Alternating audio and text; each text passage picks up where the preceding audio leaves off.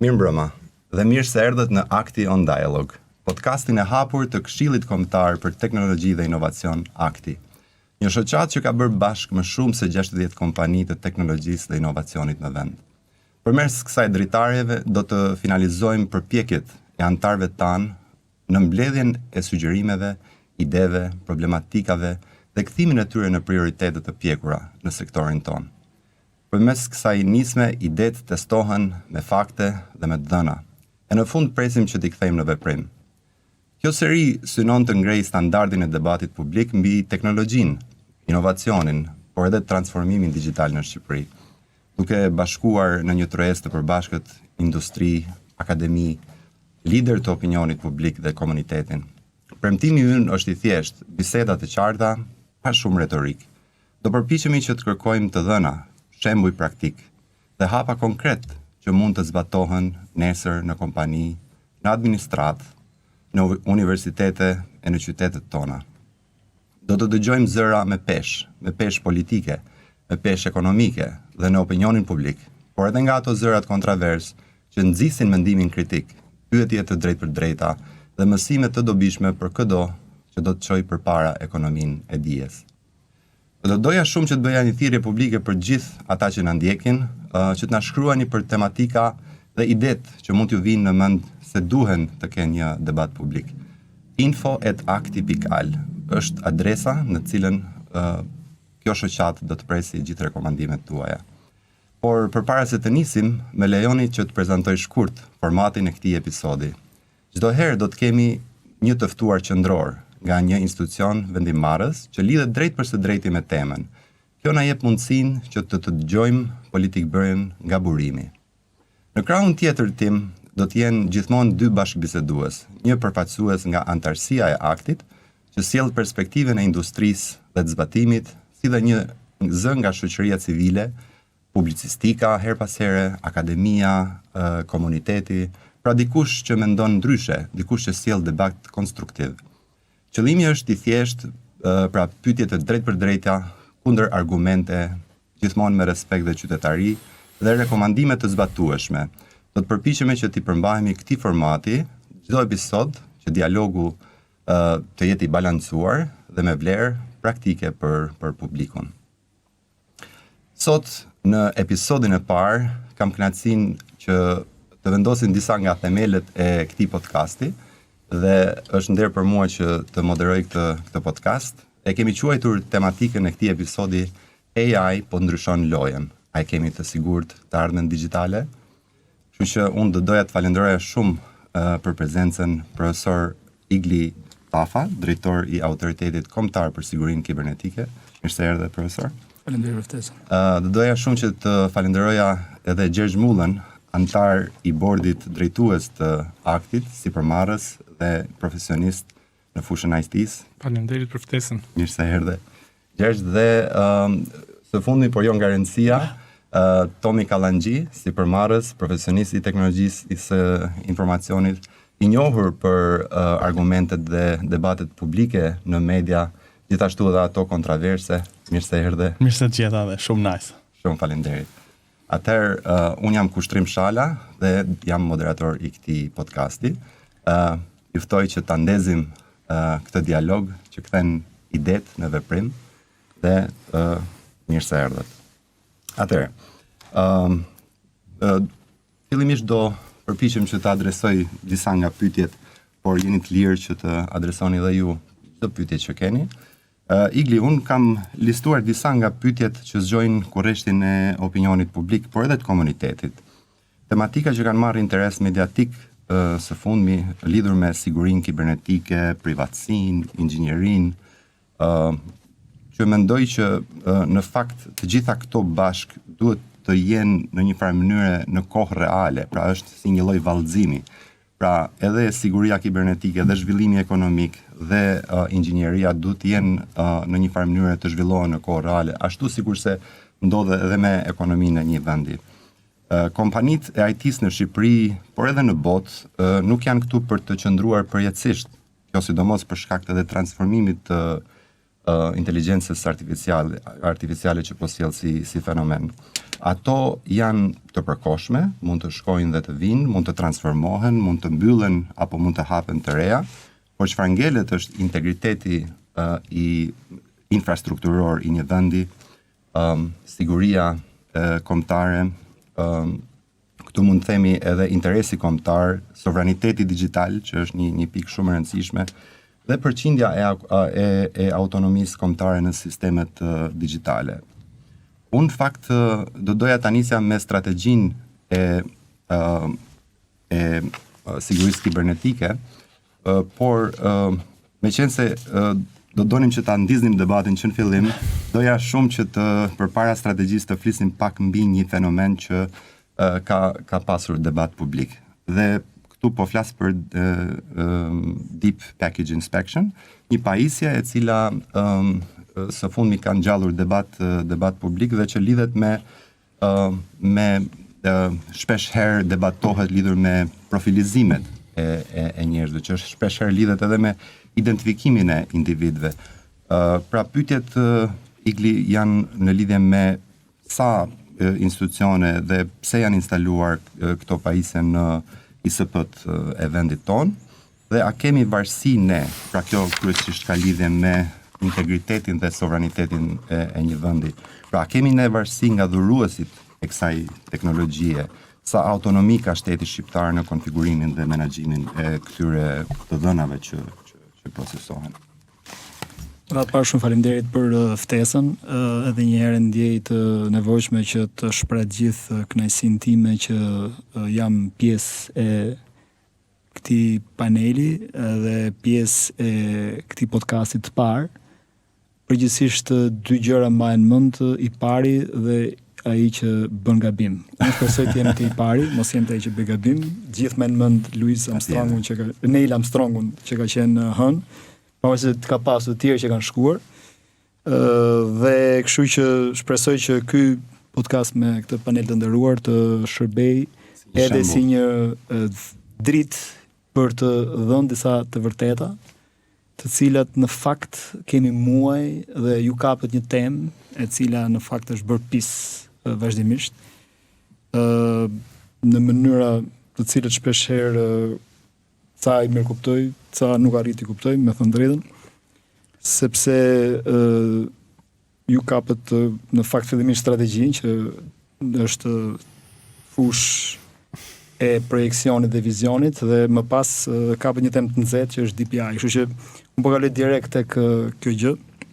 Siç e dihet, qeveria shqiptare mori një vendim për shkak të situatës që ndodhin me fëmijët tanë dhe rasti konkret me një rast tragjik në një nga shkollat në Tiranë, ku faktori kryesor u bë platformat sociale dhe bazuar edhe në të gjithë studimet dhe analizat dhe bisedimet që patën me prindërit, qeveria shqiptare vendosi për bllokimin e përkohshëm të një nga platformat të cilët rrezikon vërtet shëndetin mendor dhe ndalon pjesën e stimulimit të egërsisë së fëmijëve në përdorimin e saj. Për këtë arsye, me datën 6 mars VKM numri 151 vendosi që të implementoheshin teknologjitë e nevojshme për bllokimin e platformës TikTok. Ju e dini që TikTok është një nga platformat më moderne që ekziston në botë, e cila nuk bazohet vetëm në teknologjinë e delivrimit të paketave bazuar në IP, por edhe në formatin e njohur si CDN, pra Content Delivery Network, e cila padyshim që për të bërë këtë projekt do kalojë në faza të njëpasnjëshme, për cilët kush ka qenë interesuar në fakt është tashmë i mirë ditur dhe i mirë njohur, por gjithsesi më lejoni ta bëj me shumë shpejtësi. Dhe më lejoni që duke qenë se ky është një gjë teknike, duhet ta bëjmë pak teknikisht dhe shpresoj që audienca të jetë teknike ta kuptojë një herë mirë, pavarësisht sa gjëra janë shumë të thjeshta.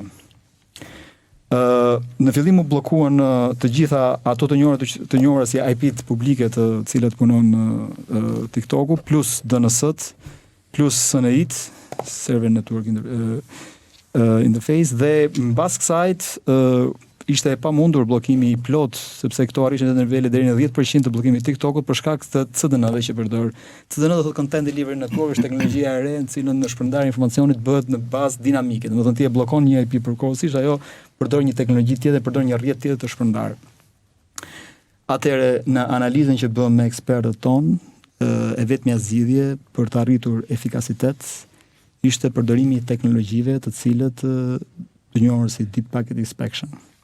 U konsultuam me të gjithë ekspertët e njohur, pavarësisht se nuk ishte një gjë e madhe për të marrë mendimin, por ne donim të ishim sa më të sigurt dhe me komisionerin për vetëm tonë personale dhe definitivisht kjo pajisje nuk bën dy gjëra të cilat janë përfolur dhe më vjen keq që ekspert të cilët i përkasin teknologjisë bie në grackën e klasës së 8 fillore. Konkretisht, po ta hapim këtu tani me internetin, shohim këtu përdorim një IP publike. Të gjithë neve në fakt komunikojmë me IP private, por mbas nesër është një port, është një tabelë që quhet NAT table. Më falni, do ta bëj shumë praktike sepse kam 6 muaj që duhet ta flas këtë gjë. Vetëm doja shumë që të ruanim edhe respektin ndaj gjithë komunitetit, sepse unë ruaj respektin dhe pres ta ruaj dhe respektin në komunitetin ndaj meje. Patjetër. Dhe ne dalim me një IP private. IP-a private lidhet me anë të një tabele që quhet NAT table dhe routeri, i cili pra këto IP private nuk janë të rrotueshme, me mësuar kjo në klasën e 7 fillore, dhe është IP-a publike që rrugëzon paketat. Dhe IP-a publike është në bazë të entitetit, që do të thotë me RIP ti merr 256 IP publike. Jo as më pak, as më shumë. Që do të thotë, këtu ne gjithë dalim me një IP publike. Që do të thotë, unë, Gjergji, apo ju, apo kushdo tjetër, nuk mund të identifikohet nga Internet Service Provider, por kuptohet që është entiteti që e dërgon. E para kjo, sepse IP headeri që zbërthehet, sepse pjesa e payload që njihet është e enkriptuar me çelësa asimetrik RSA ose Diffie-Hellman 1028 bit, 20 vjet mësim në këtë gjë që më vjen shumë keq që duhet t'i jap tani në këtë lloj mënyre dhe në këtë mënyrë nuk mundet ajo që shikon headerin janë timestampi, size-i, signatura dhe shikohet edhe kjo IP-a publike, source, IP-a destinacion publike, ja 2 sekonda mbaroj. Porta dhe të gjitha këto nuk lidhen me individin.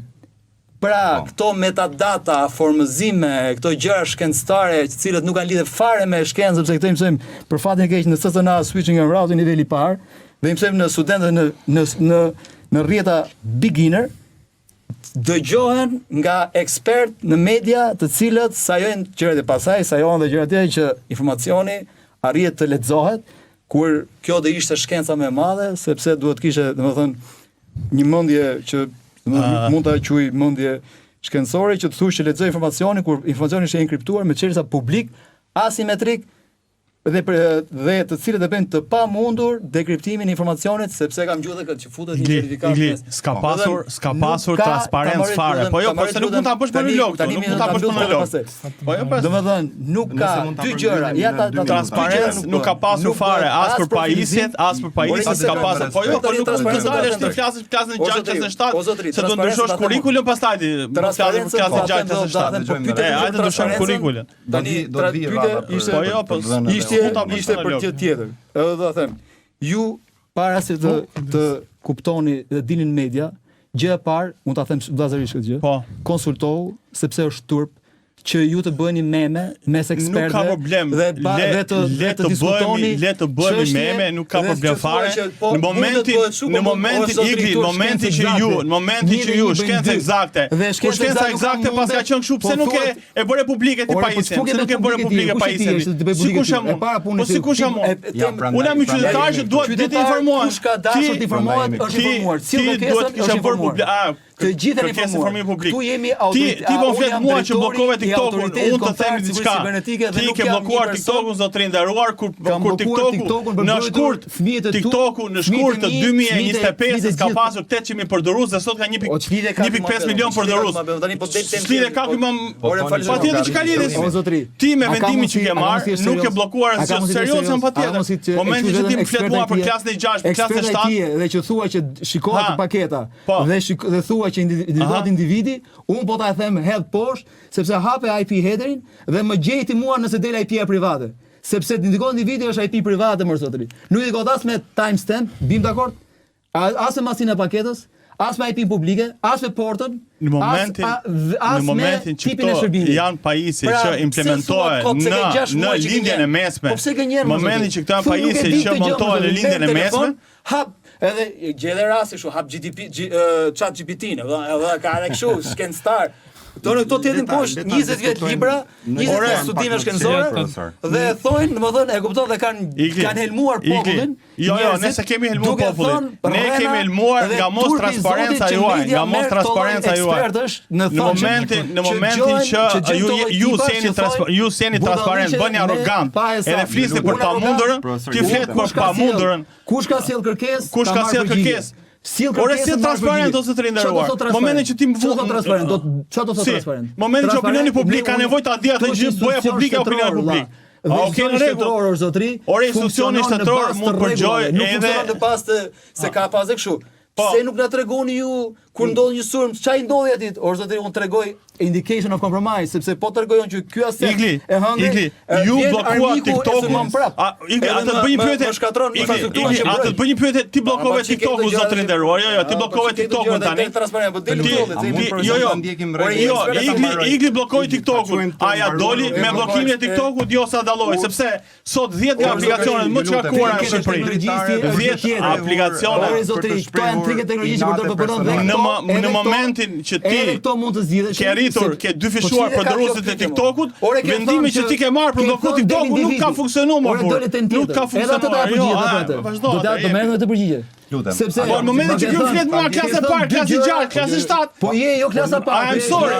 Nuk ka problem fare. Unë jam me qytetarët, Igli, unë jam me qytetarët. Dhe në momentin që ju besoni një njerëz që thotë, "U tek mua sot do bllokoj TikTokun, mu tek mua sot do bllokoj këtë gjë." Dhe ti shkon mbrapa aty. Tani po flet politikan, jo, s'po flas politikan, po ti po flet mos i klasë 6.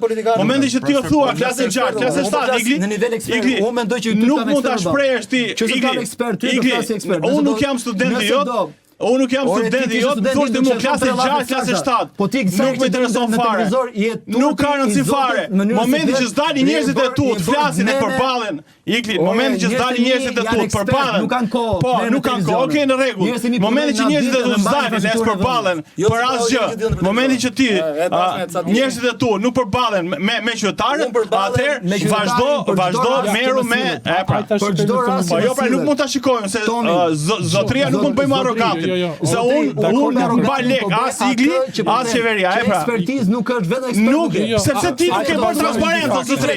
Nuk e bën transparencë, o Igli, nuk e bën transparencë më burr. E pra, kaq. Po çfarë pra tani? Ti më thua mua, ti ri gjithkohë për televizione. Ore, momentin që mos vendon, çfarë pretendon ti? Si vendon të shpreh më për ty për Igli? O Igli, mo vendon, o zotri. Dhe transparencë, po të Igli, unë mund të çat dushti, po ka ardhur momenti kështu që ti përplasim atë gjëra. Po nuk mund të shprehësh ti mua si me qenë. Kurse ky është transparencë, po jo pra tani, po s'mund të shpreh ti zotria kështu. Ku e ke identifikim? Ma thuj, ku si identifikon? Igli, ti nuk ka pasur transparencë. Hajde më trego më atje po. Ku e ke dekriptimin e informacionit? Ma trego ku det. Atë nuk e di, sepse pajisjet që ke marrë dy pronda nuk më ke treguar me emër. Igli, nuk i ke treguar me emra pajisjet që ke marrë. Dhe si thua ti mua që ka vazhdo, nuk më intereson kërkesa më fare. Mua më intereson transparenca publike. Ti thua për një vit unë do i marr mbas një viti, s'më intereson më security njerëzve, po. Unë nuk jam kombëtar më zot. Bëj kërkesë, ore ti funksionon shteti apo zonë gjithë shtet botën. Igli vazhdo mbaj përgjegjësi për shtetin, unë mbaj përgjegjësi për veten time. Unë mbaj përgjegjësi për veten time dhe për opinionin publik. Ja se ke lexuar. Ne momentin që ti shpreh, në momentin që ti shpreh, vjeta lexoje, jo më ta kuptoj. Jo, hajde flasim mbi fakte, jo nuk flas 6 muaj që gënjen. Në rregull. Ja, vazhdo kështu se të dalësh gënjen. Vazhdo kështu se sigurisht do të. Okej, në rregull. Ke 6 muaj që na e shikon tani. 6 muaj që e shikon. Të vit turp që të gërnjen qytetarë. Ne jemi në rregull. Ne ku e ke profesionistin? Ku e ke individin? Hajde më tregojmë në pajisjes më. Ku na tregojmë në pajisjes, sepse se bën pajisje publike. Po ç'të ka se pajisja të bën diferencë. Po patjetër unë duhet ta kuptoj. Unë duhet të kuptoj që DPI pajisja që ke marrë ti nuk ka transparencë. Ska transparencë për pajisjen tonë. Ti se ke ti se ke treguar asgjë. Po jo më ora kam gjë këtë unë. Bashkë me to shoqë ti. Edhe unë kam edhe flasim këtë këto. Edhe unë kam 6 muaj që helmojnë publikun me rrezë. Është momenti kanë krijuar panik në popull. Ju lutem, me qenë se jemi panik po zotëri, po ke mos është panik në popull. Unë nuk krijoj panik. Momenti që ju nuk merrni iniciativën, jeni ftuar disa herë dhe nuk keni dalë asnjëherë. Po pse më ti e vendos këtë që dalë? Po nuk ka rëndësi vëlla, patjetër.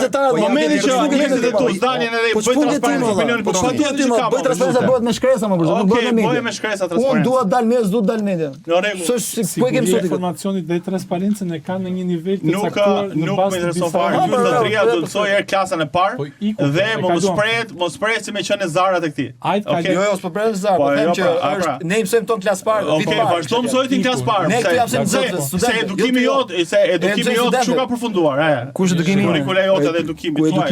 Jo juaj personalisht. Merrem me fakte. Këtë bësh me një person që ka 20 vjet në këtë fushë. Të hedh bosh me çdo argument. Të hedh bosh, hajde hap çdo argument. Ti s'ke qenë transparent, o Igli. Ti s'ke qenë transparent, o Igli. Veta këtu si. Edhe teknikisht ti kishe qenë kaq po do të shkruaj dy shkurt mesazh. Aman, mua mesazh, o ta faj telefonin. Lidhë me 10 të tjerë, lidhë me 10 të tjerë. Ky personi mendon se jena stafi këtij që flet me këto nuk kemi po jepi pra gojë. Ore si mund të tregoj qytetari me këtë robin këtu më, por të shkruaj, thotë, çoj mesazhe klasë parë, klasë dytë. Po bëjmë asnjë. Unë nuk jam kushtrim, nëse ky personi po të thras me edukat dhe zotëri. Edukati mua. Argumentet. Po ti më thën klasë parë më, por ç'ndron edukata këtu? To thash ty apo thash a media që dal, a ekspertë që dalin nëpër media? Kështu që ekspertët dalin në media janë viti i parë, i pa aftësi. Nxirr ti ekspertët e tu që kanë PhD më burr, ti shpjegoj. Ka PhD. Po pse nuk i nxjerr më burr? Lap librin e fillimit. Po pse nuk i kanë nxjerr më burr? Ora pse nuk e nxjerr ekspertët e tu me PhD? Ty më nuk duhet. Duhet mua. Çdo ti ço kërkesën, mëso. Or zotri. Është puna ime se çfarë bëj? Jam njëri i lirë. Jo, jam njëri i lirë, mos prej çfarë. Nuk ka rajon që ta sqarojmë tani këtë gjë. Prandaj, nëse ju vetëm ekspert, mos gënje. Mos futet. Unë gënjej se dy rrugë. Në momentin që nga ju nuk ka pasur transparencë për pajisjet për gjërat, atëherë unë do lutoj. Unë do lutoj. Ja, shiko. Unë do lutoj. Ai dele transparencë, dele emri i markës, çfarë bën marka? Çfarë diferencë bën marka se kuptoj këtë? Çfarë dallimi ka? E ka emrin. Ore bëj deklarimin e pajisjes. Ore po flasim për pajisjen DPI apo për platformë apo flasim për emrin e markës? Igli. Nuk ka pasur transparencë fare për do ta them të punën e transparencës, ta kuptoj se kjo është transparencë. Mundet me ai vjen në fund te transparenca. Ai të flasim për funksionin teknik. Autoriteti sigurisë kibernetike më valla. Si mund të nxjerrën vulnerabilitetet e gjithë infrastrukturave se kam gjuajtur këtë. Ore ne punojmë në bazë të protokolleve, siç i ka përcaktuar shteti dhe ndjekim direktivat e Bashkimit Evropian. Ti flet në ajër, më vjen keq po ta them këtë. Po mund të flas kështu. Nëse do të po ta them friendly nëse unë do dilja të flisja për patatet, o do merr një takim përpara me ekspertët e patates, o do thoja vjen keq valla, unë nuk di ta them këtë gjë. Nuk di ta ngas. Iku. Domethënë kështu flitet. Profesor, një nga argumentet ishte nëse mundet që të identifikohet përdoruesi fundor dhe Igli tha që me këtë pajisje duke shpjeguar teknikisht dhe teknikisht natin si mundet që ta gjesh kush është përdoruesi fundor. Nuk kemi ardhur me bind Jo, flasim tek kemi ardhur me bind. Nuk është puna. Gjë panik më zotëri. Domethënë unë personalisht dua një mendje që dalin edhe të flasin në emër të ekspertëve. O Igli. O zotëri, po mëso përpara më Po jo, nuk është puna atje. Hajde flasim atë që dim. Nuk ka nevojë. Mos e vjen keq. Nuk është kjo formulin për të shprehur se çfarë ka ndodhur. Ai flas çdo kush atë që mendoj. Ne po flasim me argumente, jemi në tavolin. Këtu po themi se çfarë kemi thënë para ca muaj. Unë shpreh me argumente. Ne dalim në një private. Ja ta them unë. Se nëse se kupton ta kuptojnë qytetar, ku janë qytetar? Të këtu detyron. Të nderuar ekspert, hajde të lutem, po flas me ekspertë se tash. Okej, më ta bëjmë monolog, ne jemi vazë këtu. 3 minuta me vazë, ti po transparent, ne jemi vazë këtu. Si do marr fjalë. Çdo individ përdor në një IP private. Në IPv4, në IPv6 headeret janë të enkriptuar që në end devices. Në IPv4 që nuk bëhet fjalë, sepse kurse në IPv4 përdoret IP-a private, e cila nuk është rrotueshme, punon vetëm në rrjet lokal, në layer 2 quhet ajo, dhe në nivel routeri përdoret teknika NAT table, e cila lidh IP private me IP publike që e çdo routeri dhe transporton në internet. Nuk ka shanse të përcaktohet individi. Dhe dyta, informacioni është enkriptuar me çështja publike dhe private, e cila ka një shkencë tjetër, që do thotë informacioni është i pamundur të dekriptohet. Dhe këto çuditëra që futet në certifikat, probabiliteti e pamundura në matematikë nuk ekziston.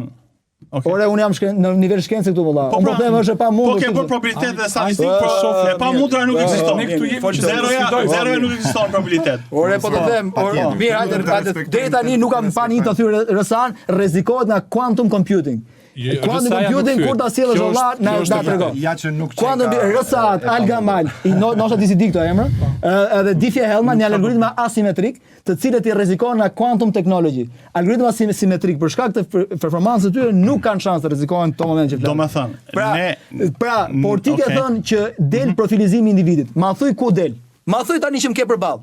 Sepse ke mush gjithë dynjan ke 6 muaj. Ma thuj ku del. Ti japim kohë të më thon. Mendoj. O Igli, po ngatron njerëz o plagë po je duhet fol për pemët në përgjithësi.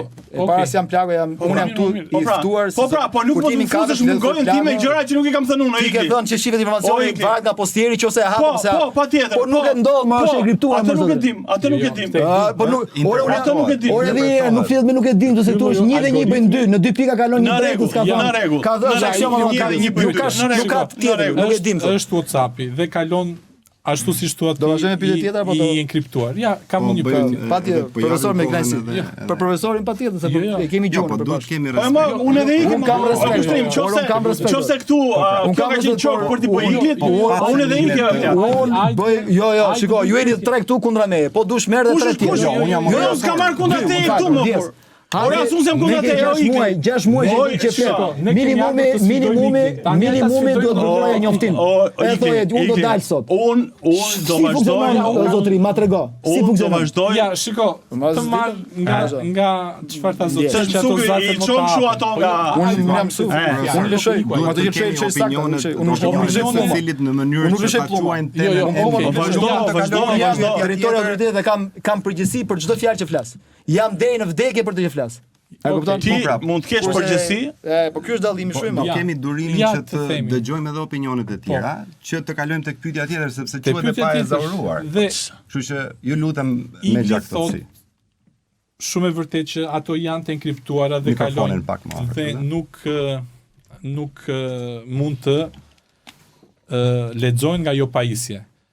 Në qoftë se këto direkten në një tjetër pajisje që ka si qëllim për dhe din si ta lexoj një paket të WhatsAppit.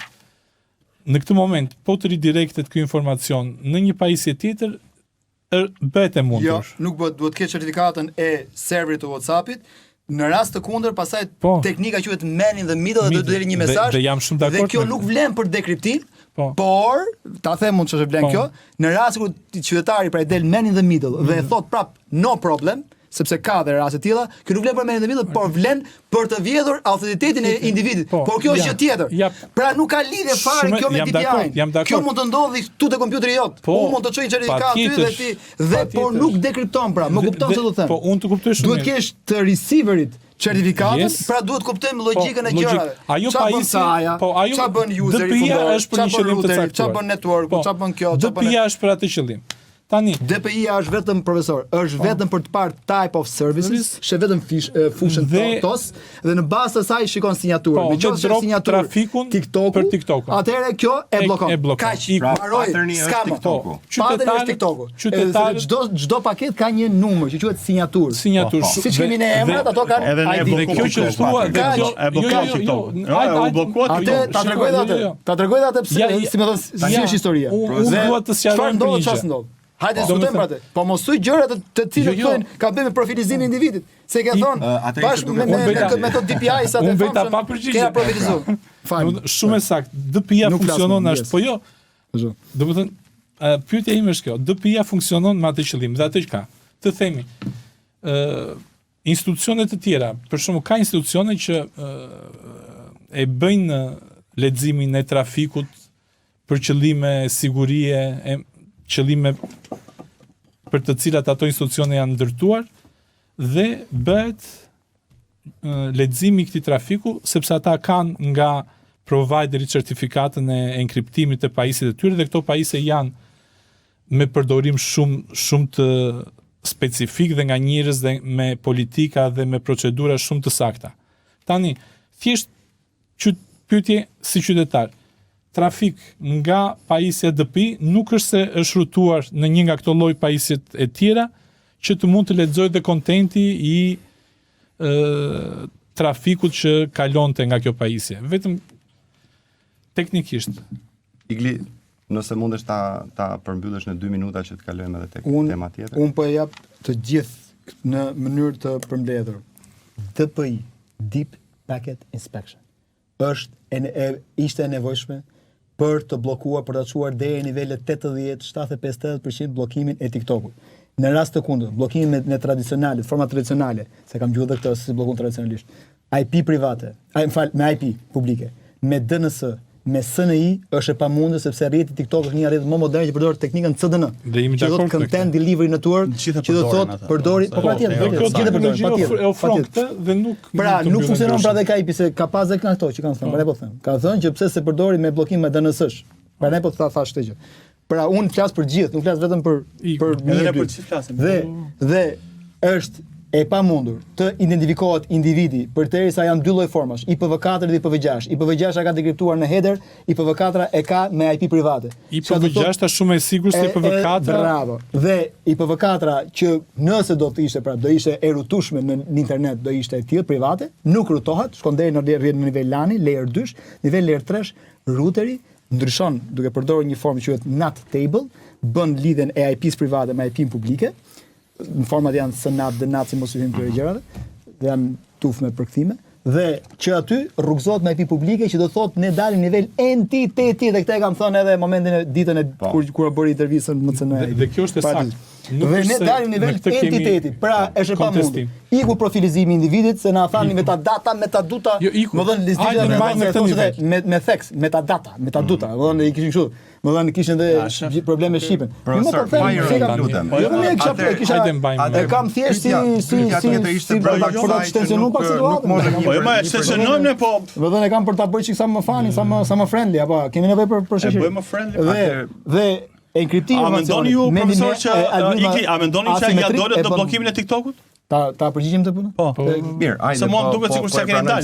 Se TikToku ishte 800.000 përdorusë, sot ka 1.5 milion përdorusë në Shqipëri. Patjetër. Atëherë, teknikat Virtual Private Network është një teknikë e cila enkripton edhe të gjithë headerin e IP-s publike dhe të lokalizon në një vend që ti mund të mendosh çfarë duash ti.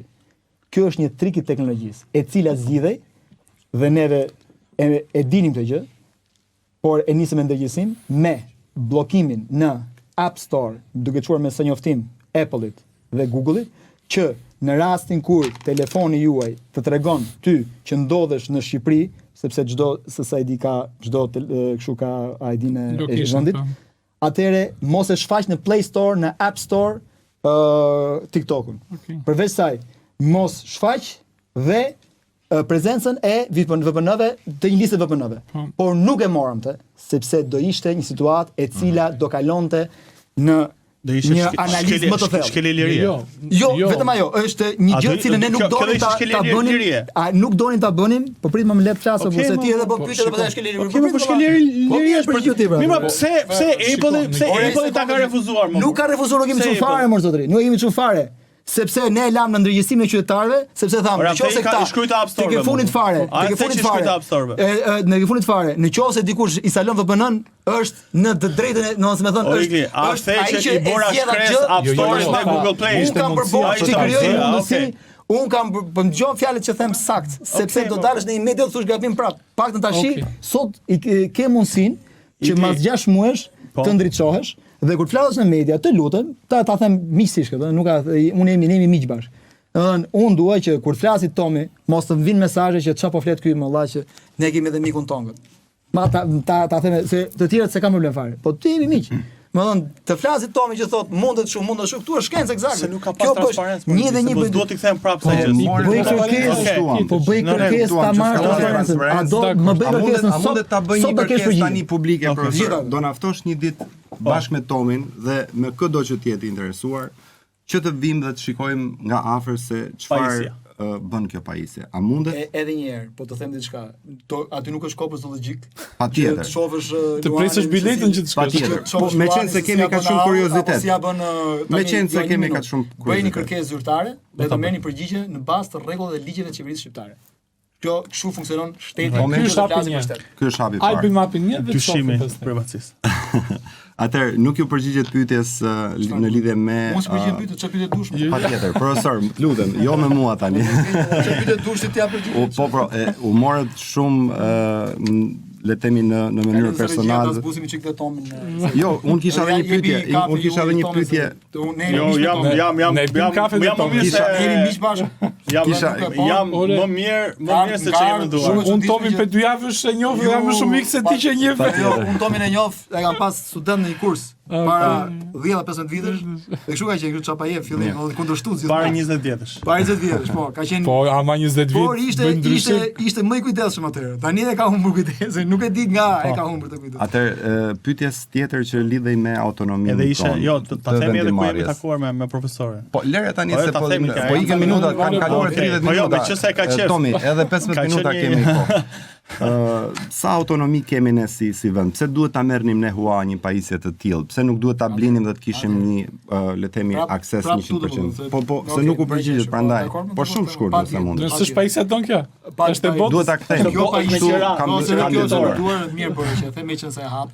Domethënë, ne kemi një marrëveshje me partnerët tanë ndërkombëtar, që është partneri tonë strategjik në siguri kibernetike, si janë Shtetet Bashkuara të Amerikës dhe Izraeli, dhe për cilën duke qenë se donim që ta implementonim në mënyrën sa më të saktë, pa kosto për qytetarët, atëherë i kërkuam, sepse në marrëveshjen e bashkëpunimit që ne kemi një pikë, në cilën neve mund të shkëmbejmë informacione të tipit pa prekur interesin publik dhe informacione sensitive, mund të trajnojmë njëri tjetrin, pra mund të kur them informacione që për ta qenë qartë se mos e kapin dhe thonë, "Oh, për shkëmbejmë informacione."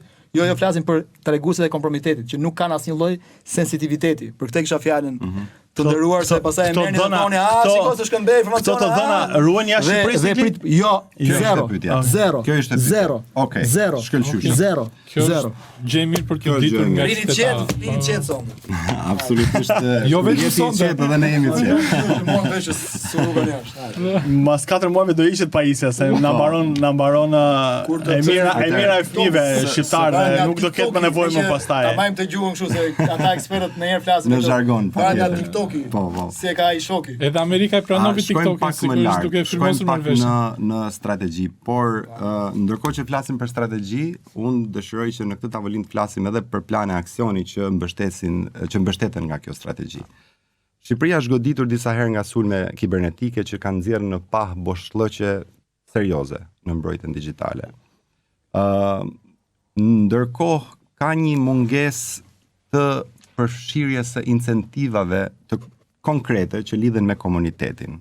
Kjo është ndoshta një kritik që pozitive që nuk e kam parë akoma, një incentiv që lidhet me programe siç është Bug Bounty apo Vulnerability Disclosure, Unë e kuptoj që kemi të bëjmë me infrastruktura kritike dhe nuk mund të bëhet çdo gjë e hapur, por të paktën ka programe të mirënjohura që bëjnë korporata të mëdha dhe shtete të ndryshme që nxisin komunitetin dhe white hackers për të testuar vulnerabilitetin dhe në fund që të le të themi shpërblehen, por jo të penalizohen. Pra, në këtë mënyrë ne nxisim edhe ekselencën që lidhet edhe me strategjinë. Pra, a është parë kjo, a është marrë kjo në konsiderat në strategjinë dhe sepse nuk duam që këto strategjit të promovojnë në letër, se PowerPoint-et janë shumë të bukura dhe në konferenca profesori flet shumë bukur, por këtu jemi një tavolinë profesionistësh dhe nuk jemi një audiencë, le të themi që duam të dëgjojmë strategji afatgjate, po themi për mbështetjen e SME-ve apo për mbështetjen e startupeve, nëse është e mundur me incentiva konkrete si çfarë keni menduar, përfshirë edhe bug bounty. Për pyetja e dytë ishte për SME-t? Po, brenda strategjisë, a janë përfshirë këto startupet dhe përfshirja komunitetit? Atëherë, shtylla e dytë e strategjisë sigurisë kibernetike mbulon pikërisht këtë që ju thatë, që do thotë mbrojtje dhe nxitje e qytetarëve, ku përfshihen. Do filloj ta shpjegoj shumë shkurt. Ku përfshihen nxitja e ekspertëve gra në fushën e sigurisë kibernetike, sepse ne jemi një vend që kemi mangësi për shkak të popullsisë vogël që kemi të ekspertëve, kërkesa, nxitimi, shpejtësia e digitalizimit që po ndjek Shqipëria sot, ne kemi mbi 1200 shërbime mos gaboj në Albania, projekti Open Banking, SEPA, identifikimi elektronik, shërbimet e besuara, të gjithë ky gamë e madhe teknologjish e integruar dhe me AI-n, kërkon patjetër që ekspert në fushën e sigurisë kibernetike që duhet të jetë security by design, siç e thotë Cyber Resilience Act. Dhe nga kjo gjë kemi marrë nxitje që ne kemi ndërtuar prej 1 vit e gjys nxitje për gratë në fushën e sigurisë kibernetike. Sot që ne flasim është maratona e grave që ka filluar me datë 1 tetor. Që është diskriminim për burrat. Jo, do ta them edhe prit lutem. Burrat janë, sepse në kohën time ishin 38 çuna dhe 2 gra në fushën e IT. Tani shqyrë zonë kemi arritur. Jo, nuk është e mirë sepse ne jemi një vend që ne, shikoj, kush janë 2 vendet më suksesshëm në botë për sigurinë kibernetike në konceptin e capacity building gap. Është Izraeli, Singapori. Pse? Sepse kanë futur, se e para është gender balance. Domethënë kanë nxitur gruan në fushën e sigurisë kibernetike. Dhe këtë po e bëjmë neve sot. Në maraton që është Capture the Flag, që është real, ambient real testimi, ambient real situatash, simulimi dhe incidentesh, menaxhimi incidentesh, ka filluar që me datë 1 tetor dhe mbyllet në datë 27 dhjetor dhe këtu jemi bashkë me një suport ka pasur dhe këtu të falenderoj që keni suportuar bashkë me Action dhe me Aktin. Një tjetër është nxitja e studentëve. Kemi 2 vjet, s'kemi lënë shkollë, mund të shikoni faqen tonë, nuk kemi lënë shkollë në universitete. Un kam një numër këtu, kemi trajnuar vetëm to 3 muajt e fundit 784 veta në ndërgjegjësim, në edhe cyber hygiene dhe 278 janë ekspert, trajnim ekspert në kryesisht në përdorimin e teknologjive edhe open source, edhe teknologjive të avancuara në fushën e sigurisë kibernetike. 278 ekspert to 3 muajt e fundit. Duke përdorur platformën e caktuar SimSpace.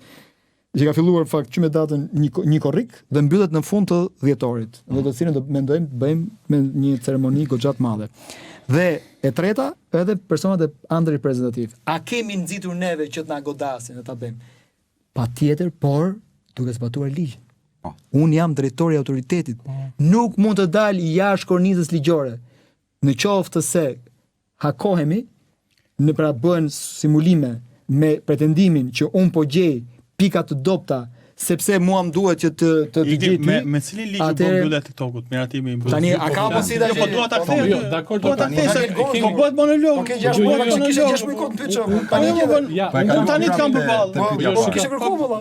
Aty zyra aty e ke. Ore nuk ka rëndësi me cilin ligj, ma thuaj tani më zbatimi ligj. Ai që ta tha aty thuj. Ore as fare më, unë nuk mund të dëgjoj monolog, më burosë drejt. Ne më bur. VGM-ja numri 151 datë 6 mars 2025 bazuar në 3 ligje të cilët i ke edhe tek ajo që tek ai materialit kam nisur. Që e ka nisur aty gazetarit, që ti e lexove, por nuk di ta lexoje. Dhe ke ti bazuar në ligjin kaq ligjin. Ne folën njëherë bash për këtë gjë. Ore si fol bash. Jo, ke fol media. Un kam pa dhe media. Në fakt nuk kam pa, un po kam kanë çu thoshin shikoj çik këtë çfarë po thot. Atë po, dakor. Ta kthen, po si s'ma merr në një vend që para 20 vjetra, a the, un thash 10 i the 20, pra ne jemi 20 vjet përpara, ne jemi miq. A kemi ndonjë sugjerim për tani pritet se marrova akoma. Po pikërisht pra, po them që ta orientojmë debatin. Keni çik debat, keni çik konstruktiv. Po që ti plotson merr dhe me pyetje gjatë rrugës. Gjithmonë brenda strategjisë. Çfarë temë të them, pse ke trajnuar 750 veta, pse nuk e bëre një mikë? Jo, thuaj çfarë duhet. Patjetër se çfarë duhet. Mua vjen mirë që po, këtë nuk mund ta bëjnë gjërat patjetër. Unë shqiptar fund fare, se po mos doja unë. Ore ne kur dolëm Shqipëri orën ditë veten e 15 në botë, unë më shumë na falenderuan në Europë të bota, se na përgëzonit ju. Më thash, a kam ne jemi shqiptar gjithë. Ti ku shkon sot? Ti ku shkon sot? Ja, më shiko pak lutem. Po më personale. Jo, fare. Jo. Nuk e marr. Ti ku shkon sot në botë, të do jesh tjetër shikim, do të shikojnë ndryshe kur ti thua jam ekspert i sigurisë kibernetike Shqipërisë. Pra është përfitimi dhe i joti, nuk është vetëm i joni. Sepse kjo gjë ka dashur gjithë punën e gjithëve këtu, që ne kemi arrit aty. Pra ka gjë më të bukur të thush që kemi arrit vetëm 15 në botë dhe Godite ti ishin në rregull mendoni, nëse ti mendon që bota rrotullohet rreth KSK-s, it's okay. Unë nuk po them që rrotullohet rreth, po them fakte. NCSI-a, National Cyber Security Index, e ditë Shqipërinë në vendet 15 në fushën e sigurisë kibernetike. Komplimenta më bëhet qefi. Unë jemi gjithë. Më bëhet qefi. Po si jam kundra, më bëhet qefi.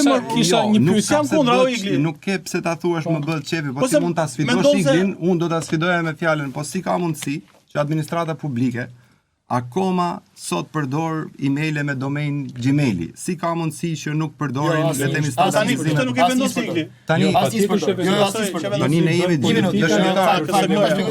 Patjetër. Kjo është edhe kjo është një tjetër. Kam një koment. Është tjetër pasaq. Ja, ne përmendëm të gjithë emailet gov.al. Janë rreth 3, jo gjithë administrata publike. 30.000 account. Kush fillon punë në administratë publike e ka emailin Pse kryeministri reklamon gjithmonë thot më shkruani tek edirama@gmail.com. Po pyetëm kryeministrin. Jo më thuaj ti më burse, ai është profesus. Ti thua, zotëri nderuar mos përdor më Gmail sepse është siguri kombëtare. Por zgjedhje çdo individ ka. Ai profesion mua, nuk mund të. Kur i them ma çon në Gmail sepse dua ta shoh privatisht, jam dëshmitar. Është zgjedhje. Nëse do e kemi në podcast do ja bëjmë një pyetje drejt për drejt. Gjergji, për trajnimet. Kjo trajnimi studentëve gjë shumë e mirë sepse 132 studentë do 3 muajt e fundit. Po, një hap drejt sigurisë në të ardhmen. Ti përgatit specialistët për të patur kurse. Unë kisha një pyetje, domethënë gjithashtu shumë e rëndësishme për të trajnuar administrata publike dhe shumë e rëndësishme të ketë një politik për të trajnuar new entry në administratën publike, sepse në information security është shumë e rëndësishme që punonjësit e rinj që joinin një kompani, gjëja e parë në muajin e parë ose në 3 muajt e parë kanë trajnimin e sigurisë për sa i përket sigurisë të informacionit, sepse jo të gjithë incidentet vijnë nga sulmet.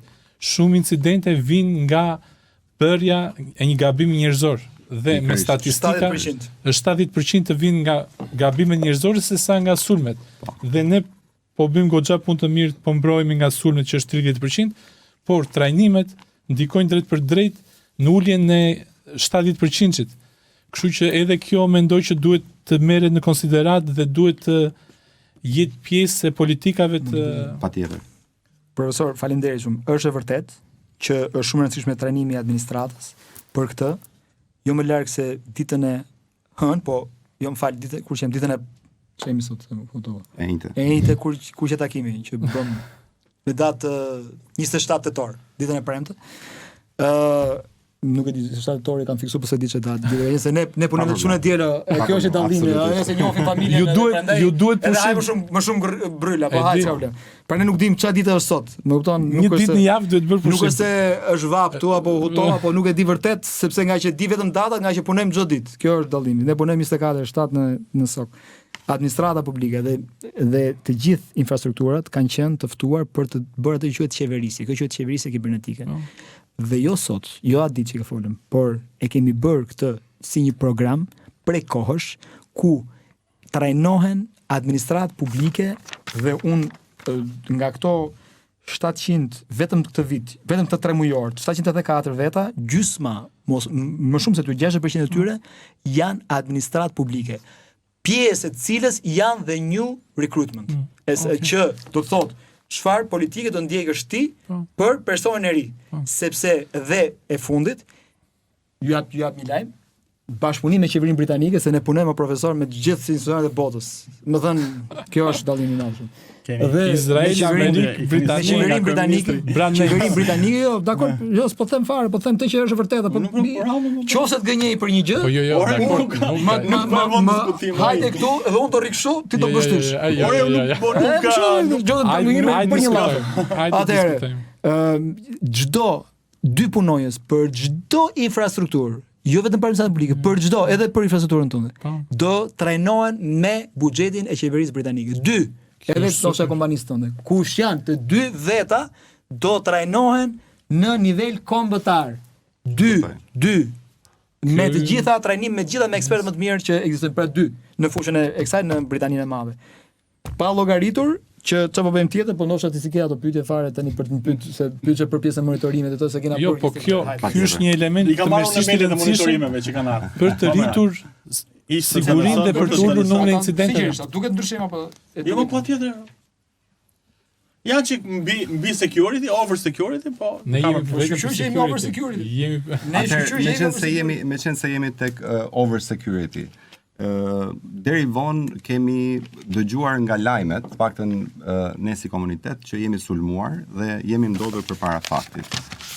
Nuk dua në asnjë mënyrë të aludoj që jemi akoma në ato le të themi rrethana, sepse për hir të vërtetës institucioni AKSK ka ndryshuar thelbësisht dhe këtë besoj duhet t'ja pranojmë. Jo, çfarë që ka ndryshuar. Tani do nisë shtimet Tomin. Mbaron vitin. Mua më njohin njerëzit dhe më njohin edhe për pozitivitetin që kam dhe nuk ishte për të unë edhe nëse kundërshtoj me mënyrën time, sipas mënyrës time dhe sot nuk ishte në fakt qëllimi për të kundërshtuar njëri tjetrin. Donim që t'jepnim një mesazh edhe publikut që po, dim të ulemi, dim të debatojmë si qytetar, edhe të argumentojmë si të tillë, por ndoshta ky është edhe fillimi dhe i kërkoj gjithë mirëkuptimin. Falë, ky do jetë podcasti më i ndjekur që do kesh. Sepse podcasti i Emporit, kjo është fal Tomit. Patjetër. Që e krijoi këto. Faleminderit që relaksuat pak. Por profesor, a jemi ne ende reaktiv në sigurinë kibernetike? Çfarë masash ne kemi marrë që le të themi mos të gjendemi më përpara një fakti të kryer? Do të thonë proaktiv, se reaktiv është mbasi të ka ndodhur. Po mbasi a jemi të dyja, të di me radhësh. A jemi ne akoma reaktiv siç kemi qenë? Jo, jemi both. Dhe për ta shpjeguar pse. Nivel proaktiviteti. Ne bëjmë governance, compliance ose audit thuaj si dush. Risk cycle, risk assessment. Bëjmë monitoring dhe triage, quhet ajo që ti përcakton alertët dhe vendos çfarë prioriteti ka, çfarë kategori ke, 24/7, nivel kombëtar, nivel qeveritar, kemi SOG-un më të mirë që më modern në rajon, ndoshta edhe më gjerë që është ngritur te Akshi. Në nivel retimi që quhet vulnerability scanning, po e them të plus penetration testing. Të gjitha këto quhen forma proaktive në të cilat sot neve që flasim do ta fillojmë ta nxisim jo vetëm nivelet e institucioneve më të rëndësishme, që janë Akshi që është advance, AKSK-ja, po e marr pra, po themi po kjo është bankat, energjia, por edhe në institucionet e tjera dhe për këto janë 6 evente me DICAF-in, një tjetër investim i qeverisë zvicerane kësaj radhe, dhe ato nuk vijnë for grant, ta dini, çdo komunikim me jashtë ka qenë një luftë, një sfidë për t'i thirrur, për të investuar për shtetin shqiptar. Ata investojnë këtu, ku benefitet i marrin gjithë ne këtu. Ato trajnime që 2 veta do trajnohen çunat e tu, çunat e tu, çunat e gjithëve. Domethënë, është bërë punë për të bërë këtë gjë. Pra, kjo është forma proaktive dhe trajnimet bashkë. Forma reaktive, pastaj ne jam pjesa e menaxhimit të incidenteve. Ne sot që flasim për punë një muaj mbyllim SOG-un modern kombëtar, që unë nuk di të kem çfarë mund të mungojë atë SOG-u, sepse është financim i suportuar nga partnerit tan ndërkombëtar dhe qeveria amerikane. Kemi ne sot që flasim mbyllim kemi disa nga platformat më të mira në pjesën e threat hunting, e threat analysis, në menaxhimin e incidenteve dhe plani është që trajnimet e incidenteve, siç kemi bërë këto 2 vjete, do ta nxisim edhe këtu jepet kjo deri para datës 6 nëntor, të dua të nxisja të gjithë për një orë ke online. Të gjithë Bile se do të ishim të gjithë. Unë ftoj të 64, nuk e di sa janë, 64, edhe numrin e keni fuqi binare. Okej, ose keni për pak. Për 62 institucionet e aktit të jenë të gjitha tek risku dhe tek incident management, të gjithë cikli që ne kemi, dhe këtu përmjet kushtrimit do ta shoh dhe do të jenë të gjithë të bashkë në mënyrë që pjesën proaktive dhe reaktive mos të jetë më top down approach, por ta kemi bottom up. Sepse ne arrim sukses kur ne arrim një layer njësh bottom sa më të fortë. Nivel proaktiv. Një që kisha unë ta komplimentoj që kikti, se më bëri përshtypje një herë. Po jo më po unë atë shiko. Unë s'kam asgjë se mua ka bërë përshtypje një herë kur s'po e them emrin e klientit, edhe më vjen një email nga AKSK-ja, se dikush nga AKSK-ja kishte gjetur një exploit për një site që hostonim ne ndonjë nga serveret tonë. Edhe më bëri përshtypje që kërkonin edhe në për forume, në për grupe, në për kemi dark web shumë mirë. Kemi 3 platforma dark web. Prandaj na konsideroni, na llogarisin se nuk është, do ne po bëjmë maksimum. Ju kujtoj që jemi në 5 minutat e fundit. Ne doja shumë, kemi kaluar me temi parashikimin e këtij programi, ishte vërtet një debat shumë i nxehtë. Por shpresoj që vetëm për AI nuk folum. Shpresoj që ky të jetë në nivelin institucioneve publike, qeveritare dhe institucioneve pavarura, kemi integruar AI në fushën e sigurisë kibernetike dhe nxisim bankat që përveç se ne kemi një rrjet MISP që ndajmë malware, të nxisim dhe bankat që të fusin teknologjinë AI dhe shpresojmë shumë që ata ta integrojnë AI në një pjesë të tyre e kanë, por qëllimi kryesor me këtë sokun sektorial që do ngrem tani, që sokun kombëtar mbaron 10 orë, soku sektorial i gjithë 4 institucione financiare, 4 sektore financiar, banka, mikrofinanca, fintech dhe kompani sigurimesh, do jenë të mbuluara me AI, me SOC AI. Po ky është shërbim i shkëlqyer. Dhe këtu do mbulohet dhe pjesa tjetër janë për institucionet e pavarura që mbyllet e tëra si plan në 1 mars, tjetra në qershor. Ai të vëmë te lekët, do ta paguajnë si shërbim. Asgjë, gjithçka mbulohet nga ne. Dhe kjo nga partnerët. Pra në bashkëpunim me patjetër që do të thonë iniciativa që kanë kosto dhe si janë kosto turta. Të tmerrshme. Kanë kosto 1 dhe nuk ke njerëz mjaftueshëm të aftë për të t'i ofruar, kurse nëse kjo të ofrohet është benefit. Atëherë vetëm për rikujtesë, AI po ndryshon lojën si sa e sigurt është e ardhmja digjitale. Ky është edhe titulli, pra nuk ishte AI analiza në vetvete, por si pasojë e kësaj dukurie ne ju ftuam që ta trajtonim si bisedë. E mbyllë. Tani dëshiroj që një round të fundit nga 1 minutë. Tani sonde ta vazhdoj. Të lutem. Me një replik shumë ta vazhdoj që ky podcast të shërbente edhe për aktin. Akti ka një mision që të mbledh shumë opinione dhe do donim shumë që dëgjonin edhe rekomandime, sugjerime që do i bëhen në mënyrë publike institucionit. Kështu që ne jemi sy e vesh për të dëgjuar rekomandimet tuaja. Tomi, fjala për ty.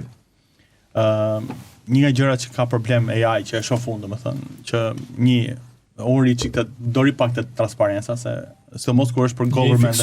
Po jam të transparenca se në momentin që unë jam edhe fan e open source si kulturë, mund të shty problemet janë dy. Një është diktatura digjitale, që fakti që AI do kontrollohet nga pak njerëz, sidomos kur është për government, do doja shumë të në një mënyrë të decentralizohesha dhe vetëm mënyrë që mund ta decentralizojë AI është transparenca. Dhe një nga gjërat e tjera që Igli mund të japim përgjigje pastaj është që sovraniteti digital. Un kam shumë dyshime që ne nuk kemi shumë sovran digital në gjërat që kemi. Sidomos kur marrim shumë shërbime cloud nga Amazon Web Service. Kemi disa institucione që sa diun tatimet janë AWS është the best, por që do doja që të kishin qenë një data center në Tiranë, të përqesoheshin ato dona, sepse mund të ishte një data center në Tiranë që të punsonte ca trinj dhe mund të shtynte një kulturë të bërë data center në Shqipëri, që ndoshta qeveria mund ta ketë me prioritet në 10 vitet e ardhshme, 15 vitet e ardhshme.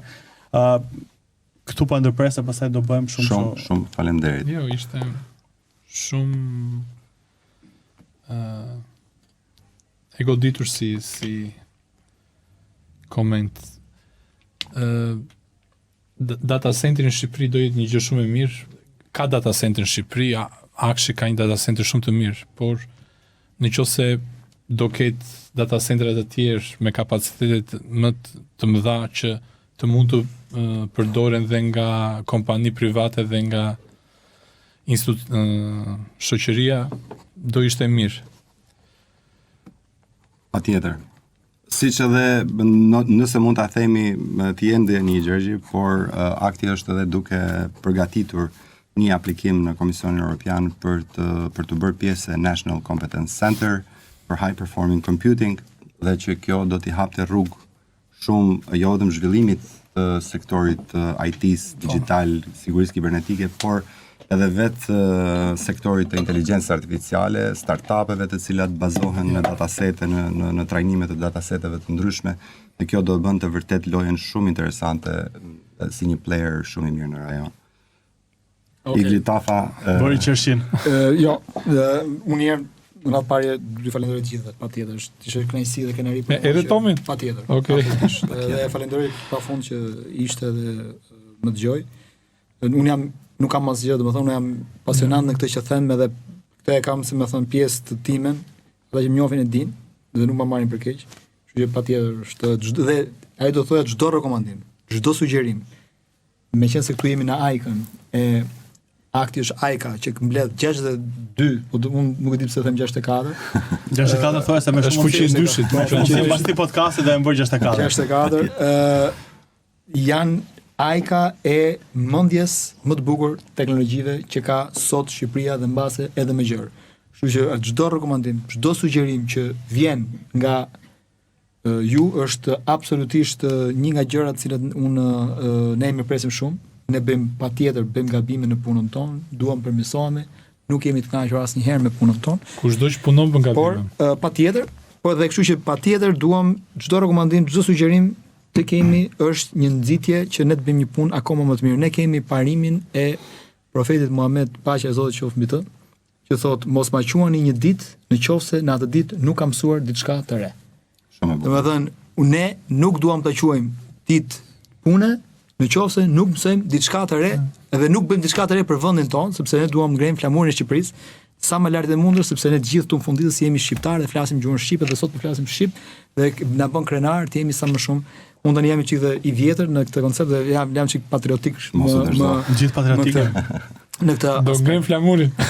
Do gjërat e patjetër, sovranitetit të dhënave është një pikë shumë delikate, cilën neve jemi gjithmonë compliant me GDPR-in, ne edhe kur ritëm sokun kombëtar evonuam 4 muaj derisa sqaruam çdo detaj që asnjë dhënë mos ishte pra jashtë monitorimit dhe kontrollit ton, kështu që sokun kombëtar që do ngrihet në dhjetor, me shumë mundësi të mbyllet në dhjetor, mbas edhe pak më herët, do jetë i tëri në tenantin e menaxhuar nga Autoriteti Kombëtar për Sigurinë Kibernetike, soku sektorial që mbledh të gjitha bankat e Shqipërisë, gjithë societet pavara, gjithë finteket dhe gjithë kompanitë e sigurimeve, do jetë me shpresë në mars, do jetë under Autoritetit Kombëtar të Sigurisë Kibernetike dhe ai institucionet pavara që me shumë mundësi qershor do jetë prapë në pra do jetë gjithçka dhe çdo gjë tjetër, po bëjmë edhe një tjetër me qeverinë britanike për të kapur gjithë institucionet, deri 200 institucione në kohë reale, do jenë të gjitha të dhëna të ruajtura në Autoritetin Kombëtar të Sigurisë Kibernetike në cloudin e sigurisë kibernetike.